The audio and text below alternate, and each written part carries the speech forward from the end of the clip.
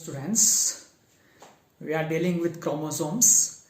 Already we have discussed about the structure of chromosomes, that's eukaryotic structure and prokaryotic structure. We have discussed about viral chromosome. We have discussed its classification based on the position of the centromere and number of the centromere. Today I will go with giant chromosomes. Mainly two types of giant chromosomes, that is Lamb-Brush chromosome and polytene chromosome. Let us start today's topic: polytene chromosome, Lamb-Brush chromosome and B chromosome. Now, first polytene chromosome. What happened?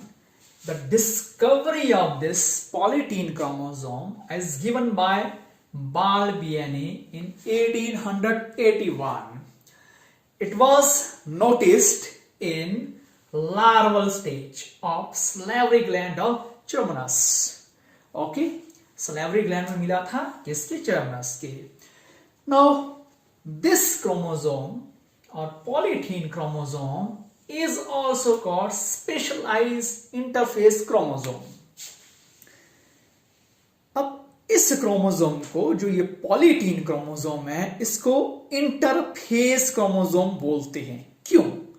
Reason ये है कि जो polytene chromosome में होता क्या है, या ऐसे समझने की कोशिश कीजिए, जब सेल डिवीजन होता है, सेल डिवीजन के टाइम क्या होता है, वेरियस फेजेस आते हैं, तो उनमें से एक इंटरफेस भी होता है. ठीक है, इंटरफेस के टाइम क्या होता है, जो सेल है, सेल में जो जेनेटिक मटेरियल है वो प्रिपेयर करता है पहले डुप्लीकेशन होने के लिए, रेप्लिकेशन होने के लिए, या एस फेज में जाने के लिए, जो भी इंटरफेस के टाइम ही होता है.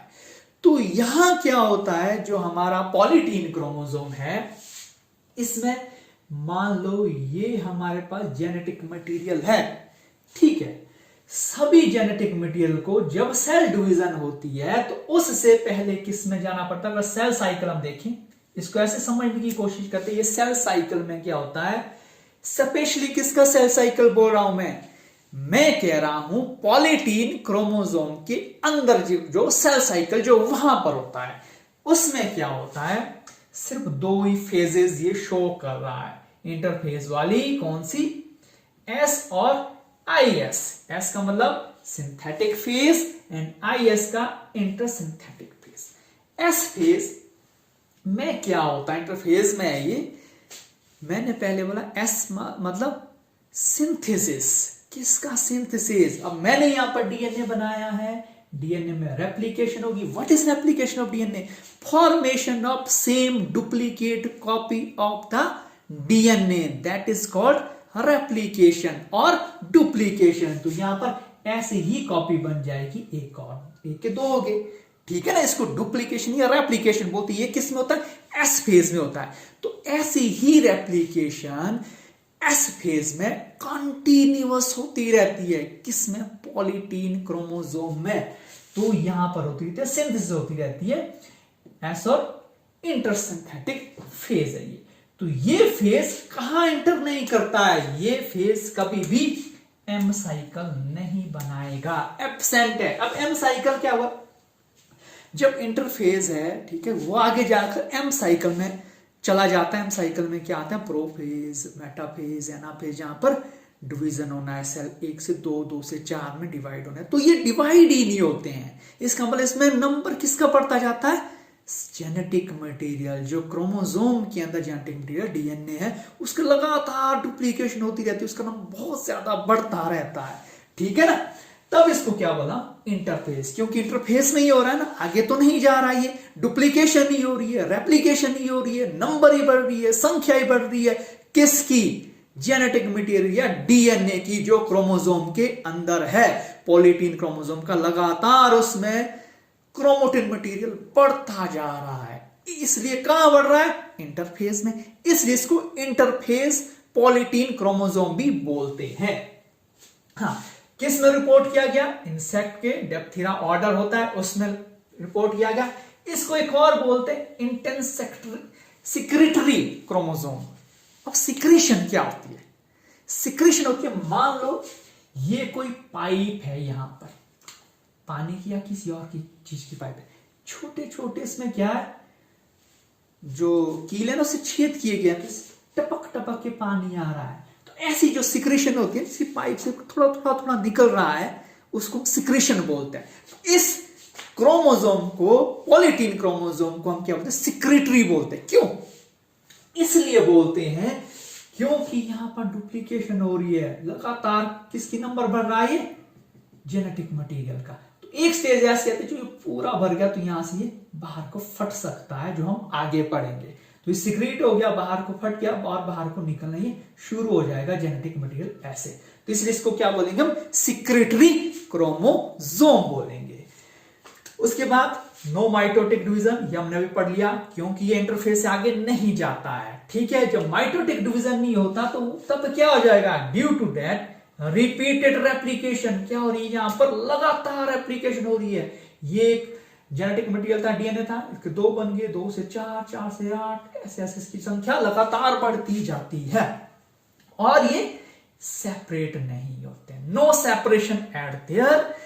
और जब ये सेपरेट नहीं होंगे, जब ये सेल डिवीजन में आगे नहीं जाएंगे, तो इसके अंदर ही, किस क्रोमोसोम के अंदर ही डुप्लीकेट हो रहे हैं, डुप्लीकेट कॉपीज बनती जा रही है।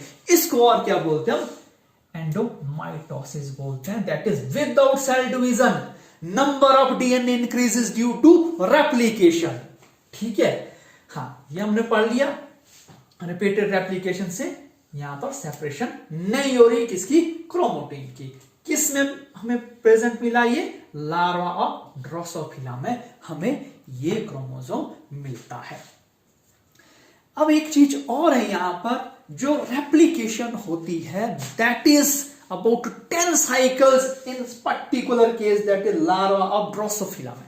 कैसे 10 टाइम्स रेप्लिकेशन, कैसे, सपोज मैं यहां पर बनाऊं अगर आपको 10 टाइम रेप्लिकेशन, 10 बार, मान लो मैंने यहां पर बना दी 1 2 3 4 5 6 7 8 9 10, ठीक है ना।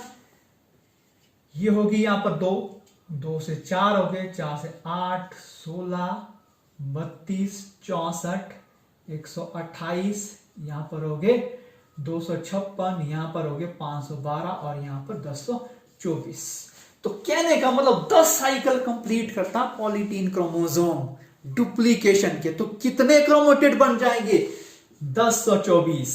ठीक है, 10 to the raise of 10 equal to 1024 copies of the DNA, ऐसे डीएनए। और ये सारी की सारी कॉपी डीएनए की कैसी है, आइडेंटिकल है, बिल्कुल एक जैसी, डुप्लीकेट कॉपी। जब भी रेप्लिकेशन होता है तो डुप्लीकेट कॉपी बनती है। ठीक है ना, तो ये कहां बन रही है, दीज आर, यहां पर बन रही है, ये बैंड्स बना रही है, किसके, डीएनए के बैंड्स बन रहे हैं। ये डार्क जो बैंड है, it is called dark band, और या बैंड बोलते हैं। जो लाइट कलर के, इनको इंटर बैंड बोलते हैं। ये पॉलीटीन क्रोमोसोम है, इसमें 2 तरह के बन रहे हैं, डार्क और लाइट बन रहे हैं। डार्क को बैंड बोलते हैं, लाइट को इंटर बैंड बोलते हैं। जो बैंड्स है वो लगभग कितना स्पेस ऑक्युपाई कर रही है, 95% हमारे पास डार्क बैंड्स बनते हैं पॉलीटीन क्रोमोसोम्स में। What is the utility of that dark band, इसकी यूटिलिटी ये होती है, these are active sites of DNA. DNA यहां पर एक्टिव होता है। क्यों एक्टिव है, क्योंकि इट विल फॉर्म रिंग्स, बाल बनी रिंग्स और chromosome pups. What is chromosome pups, वो हम यहां पर पढ़ें। होता क्या, मैंने पहले बताया। अब यहां पर मैंने एक छोटा सा पीस ले लिया, ये ठीक है, यहां पर एक डीएनए था, ये रेप्लिकेशन हुआ, ये इस तरह से बन गया। ठीक है, यहां पर कोई और रेप्लिकेट हो रहा था, वो इस तरह से बन रहा था। तो ये लगा था जो स्पेस बढ़ता जाएगा, जब यहां पर स्पेस नहीं होगा, ये बाहर को निकल जाएंगे, फट जाएंगे, ऐसे फट जाएंगे, ऐसे फट गए, ये बाहर को फट गए ऐसे। ये क्या बन गया, बॉल बन गया, पफ बॉल्स बोलेंगे। ठीक है ना, क्रोमोसोम पफ्स बन गए, ये ऐसे बन गए। ठीक है ना, और इन साइट पे डीएनए होता है एक्टिव फेज में। इस फेज में क्या है, डीएनए बहुत एक्टिव होता है। जब डीएनए एक्टिव होगा, it may help in transcription. Now what is transcription, it is the formation of RNA from DNA. तो डीएनए से आरएनए बनेगा, ये देखो यहां पर पॉप्स बॉल बनाए हैं। डीएनए से आरएनए बनेगा, कौन सा आरएनए बन सकता है? एमआरएनए बन सकता है, टीआरएनए बन सकता है और आरएनए बन सकता है। That is about the polytene chromosomes. तो आपने ये याद रखना है, नीट या कोई कॉम्पिटिटिव एग्जाम में इनसे क्वेश्चंस पूछे जाते हैं। Now I will take another giant chromosome, that is lampbrush chromosome. This Lamb-Rush chromosome first Fleming in 1882 in amphibian oocyte cells। Amphibian की जो oocyte cells होते हैं उसमें मिलता है हमारे को। और ये कहां क्लियर दिखता है? That is found in diplotene stage. Diplotene stage में आपको बायोवेलेंट ऐसे दिखेंगे। What is bivalent? बायोवेलेंट में जो होमोलोगस क्रोमोसोम है बिल्कुल नजदीक होते हैं इस तरह से, एक बायोवेलेंट, ये दूसरा होमोलोगस क्रोमोसोम का बायोवेलेंट। और इसमें आपको छोटे छोटे ऐसे ऐसे ये दिखेंगे, ये क्या? लूप्स है, ये लूप्स है, ठीक है ना। तो ये कहा है? डिप्लोटीन स्टेज में दिखा हमारे को, बायोवेलेंट दिखे। और ये किसके थे? Lampbrush chromosome. ये मैंने एक्सटेंड करके यहां पर दिखा दिया, ये देखो इसी ये क्या निकले? लूप्स है। अगर हम इतना सा पोर्शन देखें तो हमारे को इस तरह का दिखेगा। ये इसमें क्या है? These dark spots, what are these dark spots? ये हमारे पास एक तरह के क्रोमोमियर है, ठीक है ना। कलर्ड बॉडीज है। कलर्ड बॉडीज क्या पढ़ी थी हमने? जनरल न्यूक्लियोसोम्स टाइप से। यहां पर ये किसके ऊपर लगे हुए हैं? ये पूरा जेनेटिक मटेरियल है, क्रोमोसोम का पार्ट है, परंतु बीच बीच में से क्या निकले हुए? लूप्स निकले हुए। ये निकले बोथ साइड, ये देखो रेड कलर में दिखा है, ये लूप्स है। अब ये क्यों निकले? सेम रीजन पॉलीटीन क्रोमोसोम में हमने क्या पढ़ा था कि कुछ एक्टिव साइट्स होती है, ठीक है ना। जैसे यहां इलाज करके मैंने दिखा दिया, ये क्रोमोमियर है, ये सिस्टर क्रोमोटिड थे, ये दोनों सिस्टर क्रोमोटिड दिखा दिए। इसमें क्या निकले? लूप निकला। ये निकला, क्यों निकला? इसमें जेनेटिक मटेरियल या पोर्शन है, डीएनए का पार्ट है, ठीक है। क्यों निकला? क्योंकि ये हाईली एक्टिव पोर्शन था, क्रोमोसोम का सबसे एक्टिव पोर्शन था। तो इसमें जब स्पेस निकला बचा, ये बाहर की ओर ऐसे फट गया। और इसमें क्या होती है? ट्रांसक्रिप्शन होती रहती है, किसकी? डीएनए की। That is about the lampbrush chromosome. अब एक और क्रोमोसोम है हमारे पास, दैट इज बी क्रोमोसोम। इतना इंपॉर्टेंट नहीं है, फिर भी इसको एक्स्ट्रा क्रोमोसोम भी बोलते हैं और एसेसरी क्रोमोसोम्स भी बोलते हैं। क्यों बोलते हैं? होता क्या है, जो मेन क्रोमोसोम्स है, उस मेन क्रोमोसोम्स को, जो किसी भी बॉडी में है, एनिमल या प्लांट्स, जिसमें जो मेन क्रोमोसोम्स है उनको ए क्रोमोसोम बोलते हैं, मेन क्रोमोसोम बोलते हैं। उसके अतिरिक्त कुछ शॉर्ट पार्ट्स होते हैं, उन्हें बी क्रोमोसोम्स बोलते हैं, ठीक है ना, एक्स्ट्रा क्रोमोसोम बोलते हैं। उनकी कोई फंक्शन नहीं होता, कोई डेफिनेट फंक्शन नहीं है उनका, क्योंकि शॉर्ट पार्ट्स है वो। और बने किससे? Heterochromatin region of the a chromosome का जो हेटेरोक्रोमेटिन पार्ट है। यूक्रोमेटिन और हेटेरोक्रोमेटिन का मैं अलग से लेक्चर लूंगा, तो उसमें आपको हेटेरोक्रोमेटिन क्लियर हो जाएगा। उस पार्ट से निकलता है, उसका कोई डेफिनेट फंक्शन नहीं है। तो that is about polytene chromosome, lampbrush chromosome, B chromosome. एक चीज यहां पर निकल आई है कि हमने जब क्रोमोसोम पढ़ा था, हमने एक चीज वहां पर पढ़ी थी, अगर आपको ध्यान है, हमने पढ़ा था उसका स्ट्रक्चर इस तरह से है, क्रोमोसोम का स्ट्रक्चर इस तरह से है, ठीक है। और यहां पर एक स्पॉट था चारों तरफ लगा हुआ, दैट इज टीलोमर बोलते थे इसको, ठीक है। और ये एंजाइम की कवरिंग थी, एंजाइम में वर्क करता टीलोमरेज एंजाइम, ठीक है ना। ये क्या करता था? इसको सील करके रखता था, इस क्रोमेटिन मटेरियल को, ताकि बाहर से कोई जेनेटिक मटेरियल ना इसके साथ अटैच ना होगा। अटैच होगा तो ये क्या बनता जाएगा? जायंट क्रोमोसोम बनता जाएगा। तो इसमें इस तरह का टीलोमरेज नहीं है, जिसके कारण ये क्या बन गए? जायंट chromosomes है। That is about these chromosomes. In next lecture we will take next topic regarding this chromosomes. I may take euchromatin or heterochromatin. Thank you so much.